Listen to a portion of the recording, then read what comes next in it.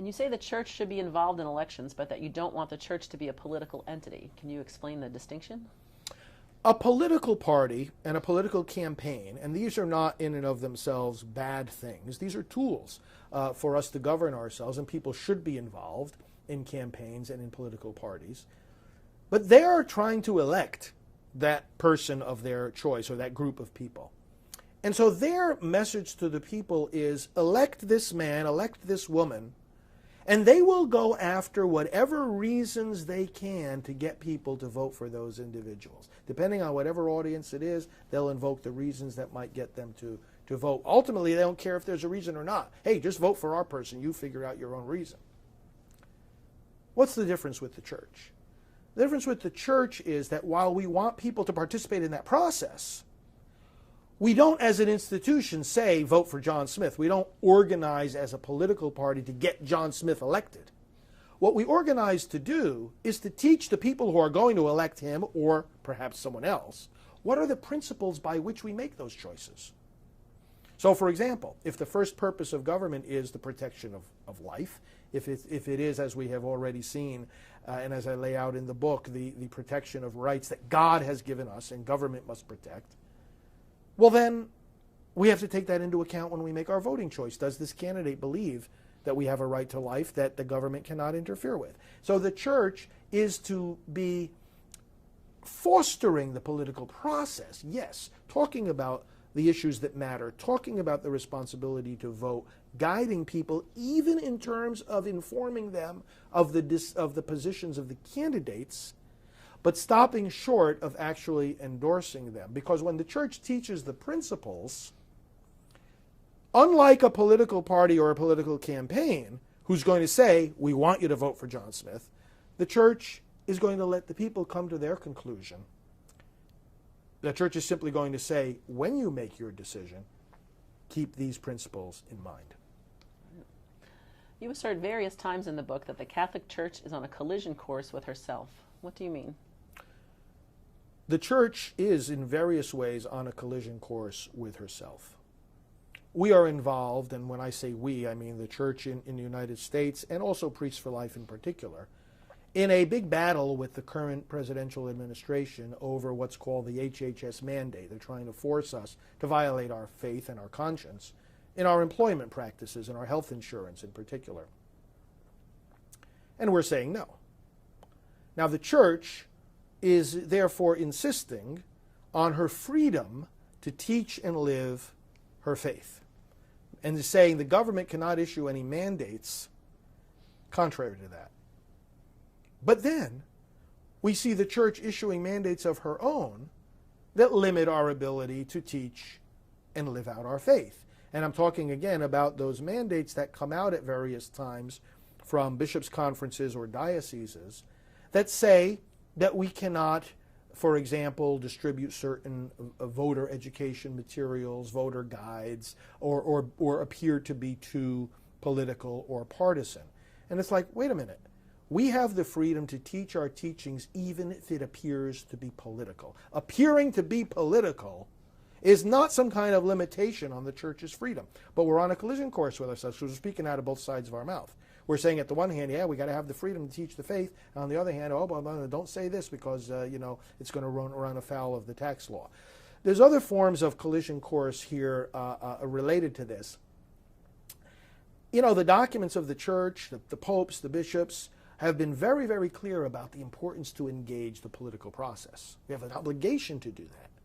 And then, yet, on the other hand, very often on the local level, again, there are all kinds of restrictions placed on what we can do and what we should do and what we can say and what we can't say. Can't have it both ways. Either going to be engaged in the process, which means you're going to say and do certain things regarding the election, or you're not going to be engaged. And likewise with collaboration. The church's documents talk about the collaboration of everybody within the church, clergy and laity and all kinds of organizations all working together to inform one another and to get a common task done. But then when we start looking at these fears about violating the tax law, we see the opposite of collaboration. We see churches and dioceses saying, well, no, don't accept any political material from any other groups, no voter information from any other groups. As a matter of fact, if they come to bring it to your church, throw it in the garbage. They literally say this in writing, throw it in the garbage. That's not the kind of collaboration that the church's own documents call for, and that our understanding of everyone's call by God himself to participate in this mission of building a better society requires. And so this is a multifaceted collision course, and we've got to decide which side of the fence we're going to be on as a church. Now, having said that, I would say, you know what, the church has already decided it. It's there in the documents, it's there in the teachings, so let's cast off these silly fears and let's work together to get the job done. You quote various memos that have come out from Catholic dioceses at election time and that you say are particularly unhelpful. Can you give us an example? Yes, my book actually quotes from a lot of these memos. And what these are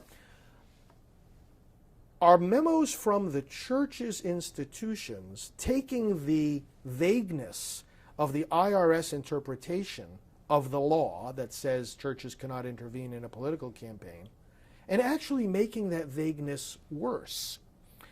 And the problem with these memos is that, again, there is a collision between what these memos say and what the church says in her official documents about the freedom we need to have to teach the faith, even in matters relating to politics. So let me give an example here.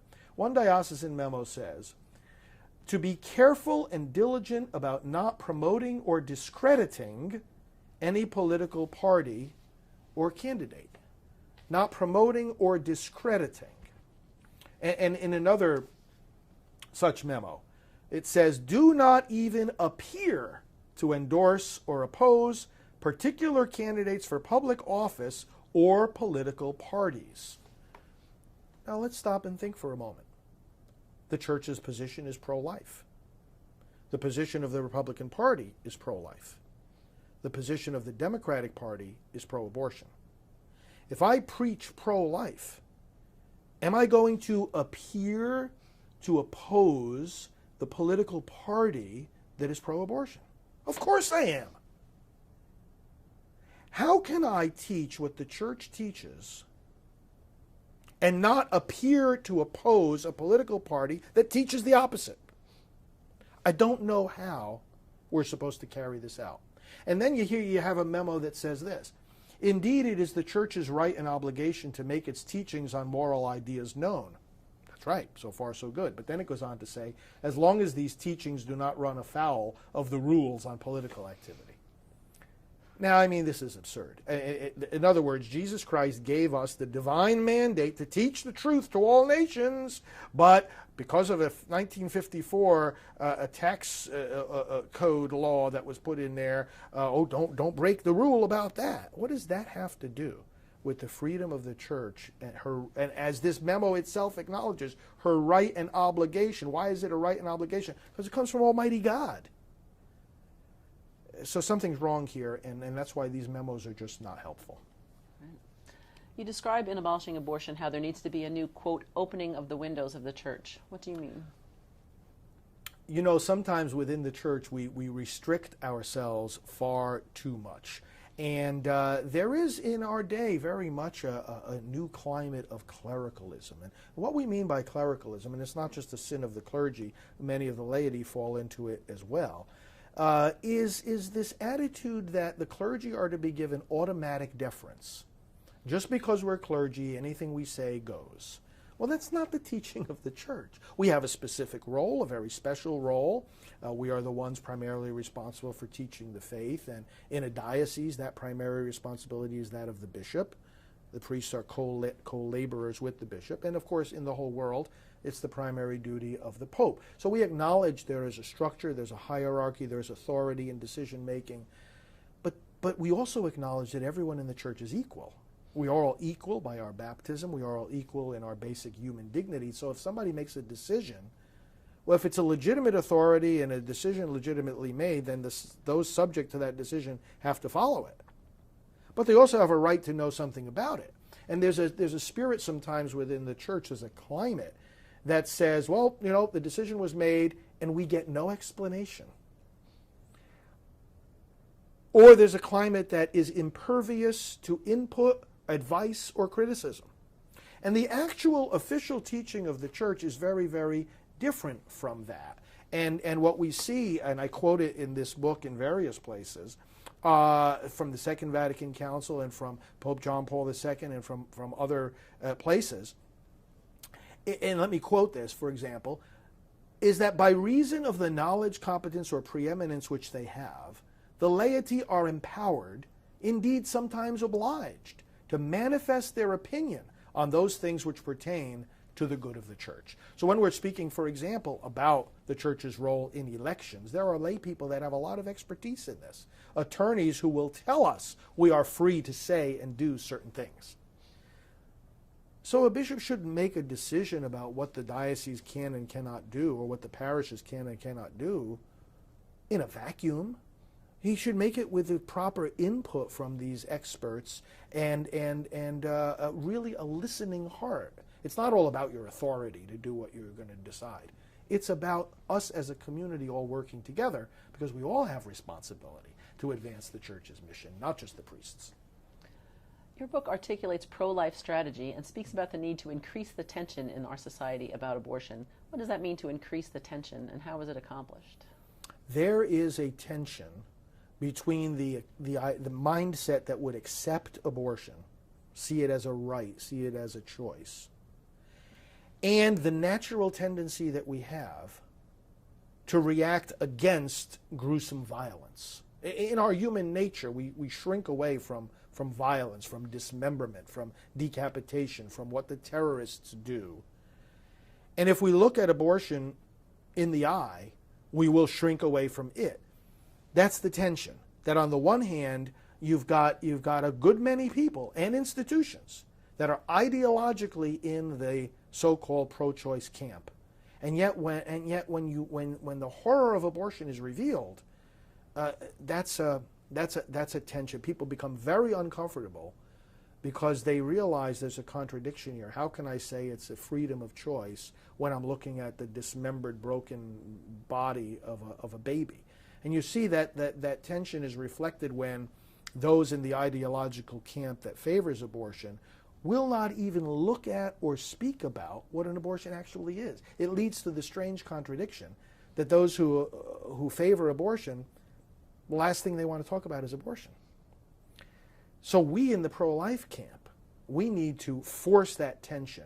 If it's going to make people uncomfortable, you know what? That's too bad, because this is the only way out of this disconnect and blind spot, as we were speaking earlier. It's the only way out, is to have that tension and to recognize that that tension is necessary to resolve this conflict in our society.